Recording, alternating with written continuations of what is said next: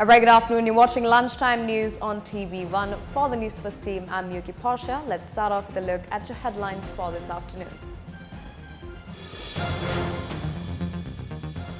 Price of a kilogram of milk powder reduced by 40 rupees from today. Showers predicted in many areas across the island this evening. Over 150,000 people affected due to inclement weather. Sri Lanka Navy celebrates its 69th anniversary. FBI says Florida shooting was a terrorist attack.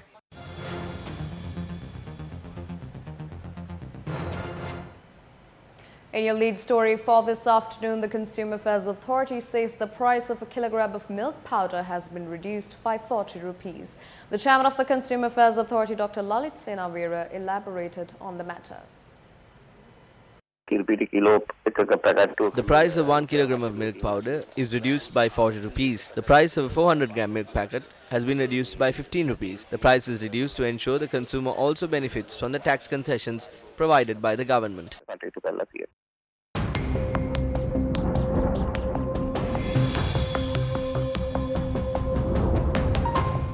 More than 150,000 people have been affected due to the inclement weather across the country. The Disaster Management Center said 1,131 houses have been damaged, while 27 houses have been completely destroyed. The Assistant Director at the DMC, Pradeep Kodipilli, said relief efforts are continuing without any interruption. Meanwhile, senior scientist of the National Building Research Organization, Dr. Vasanta Senadira, said the landslide warnings in Badula, Kandy, Nuwara, Ratnapura and Munaragala are still in effect. The director at the Water Management Division of the NBRO, Janaki Megastana, said spill gates of 34 reservoirs have been opened due to the incessant rains. A boat was hit with a rock at the Manaya Valley Sea area in Trincomalee yesterday. 2 people had travelled in the boat at the time of the incident, and one of them has gone missing. Police said Sri Lanka Navy is currently engaging in a search operation to find the missing person. The missing person has been identified as a 39-year-old resident of Manaya Valley area. Our correspondent said the survivor of the incident is currently receiving treatment at the Trincomalee-based hospital. Several line houses, Vigneshwara Tamil Vidyalayam. Issuing a weather advisory, the Met Department notes the prevailing showery condition over the island, particularly in the eastern, over north central and northern provinces, is likely to enhance from today.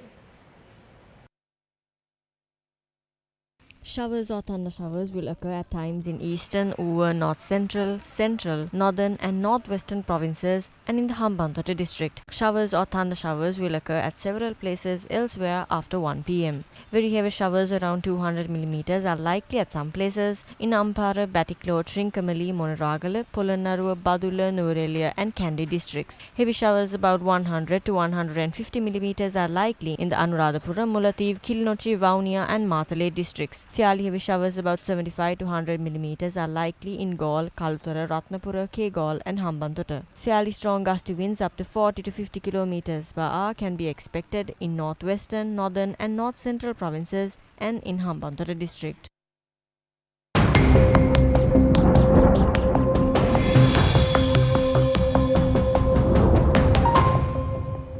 In more local news, 50 acres of paddy fields in the Ibbagamu Batalagoda have been completely destroyed due to floods in the Kurunegala district. The paddy fields belonging to the farmers' organization of Athul Allah have been destroyed. Due to this, 50 farmer families are facing difficulties. Farmers say this is the 3rd time their paddy fields have been destroyed this season. They stated after working hard and earning money, they have no strength to cultivate paddy fields anymore. They also said that it costs almost 50,000 rupees to cultivate an acre of paddy.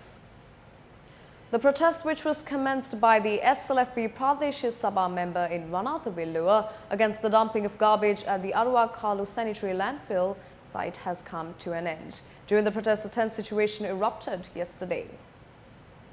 This is the manner in which the lorries transporting garbage arrived in Arua Kalu. The protest commenced 2 days ago close to the Vanathavilur Pradesh Sabha by the Vanathavilur Pradesh Sabha member Buddhika Gihan. Our correspondent said a tense situation arose where the protesters blocked the way for the lorries transporting the garbage. Thereafter, police and army arrived at the scene. The protesters dispersed after the Putlam district MP Sanath Nishanta arrived at the location and held discussions with the protesters. Today marks the 69th anniversary of the Sri Lanka Navy.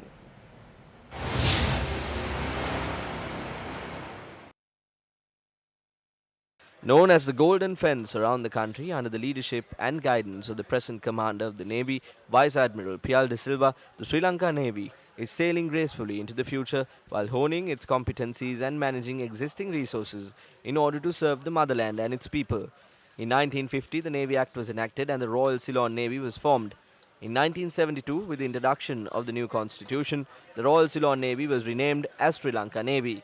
From its humble beginnings with a scant ship crew and few craft having played a major role during the war, the Sri Lanka Navy today contributes to safeguard the country from many threats. With the main goal of protecting 65,610 square kilometers and over 200 nautical miles and its 20 million lives, the nation salutes Sri Lanka Navy on its 69th anniversary.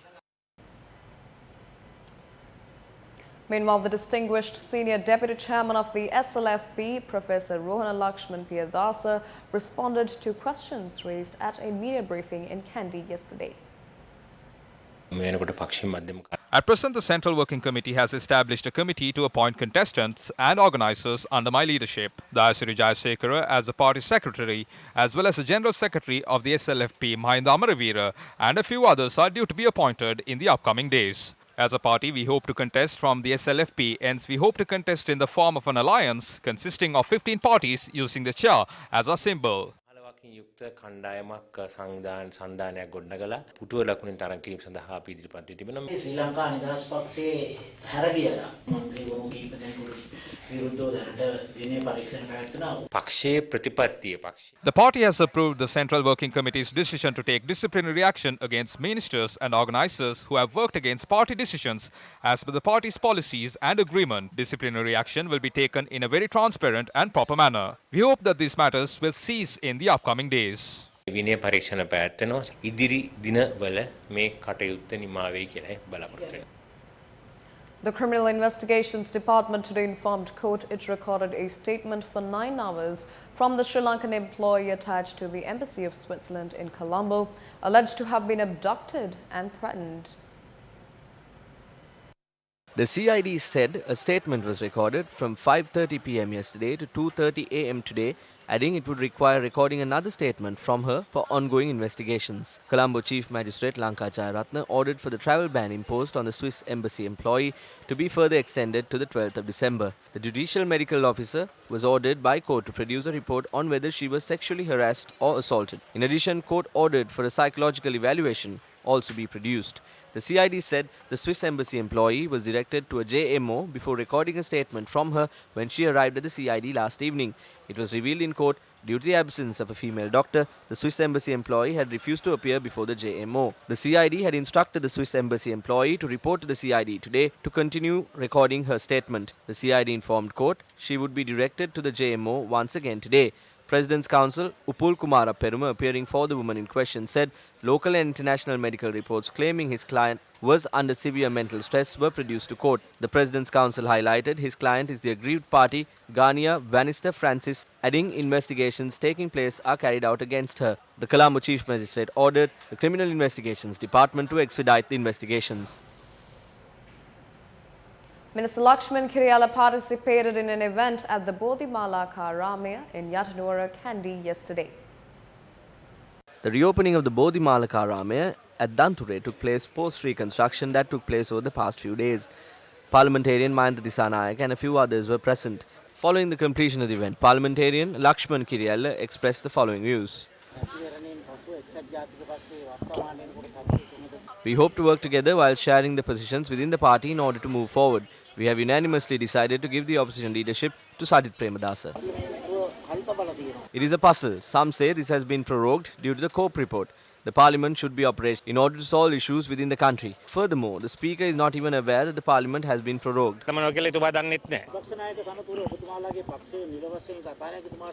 It was I who handed over the letter to the speaker. I personally delivered the party secretary's letter to the speaker's residence. The parliament has to be organized first and they must also announce this. When I asked the speaker yesterday, he mentioned that the parliament will convene on the morning of the 3rd for the throne speech. So Sajid Premadasa's appointment will officially be announced that evening. It is the government that's postponing the parliament, not the opposition. We have already appointed Sajid Premadasa. We hope to participate and create a party to move forward at a group meeting in the parliament.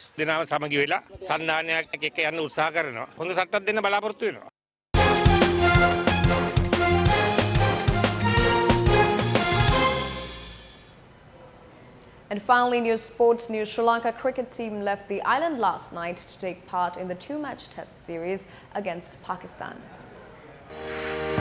The first match of the 2-match series begins on the 11th of this month in Rawalpindi, while the second match is set to take place in Karachi. The 16-member Sri Lankan squad left the island following religious observances at the Sri Lanka cricket headquarters in Colombo last night. The notable absence from Sri Lanka squad is the experienced pace bowler Suranga Lakmal, who is suffering from dengue.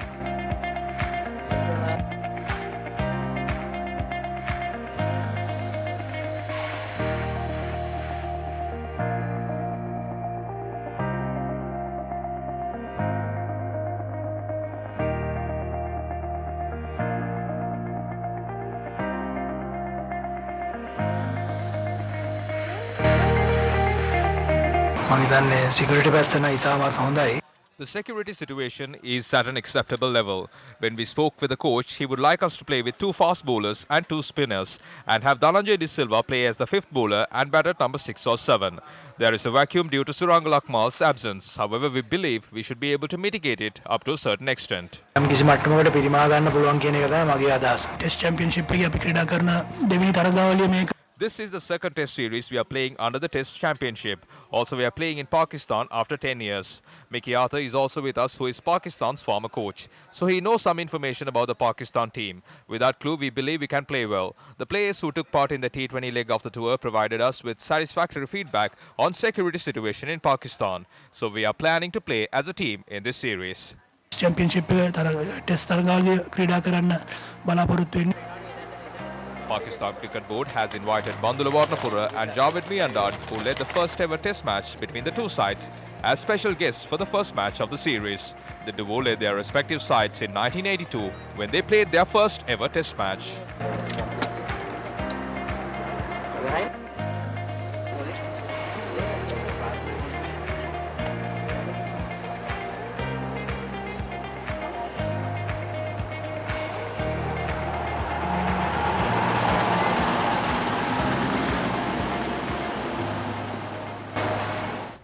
And with that, it's a wrap of lunchtime news. For the Newsfirst team, I'm Yuki Portia. Take care and good day.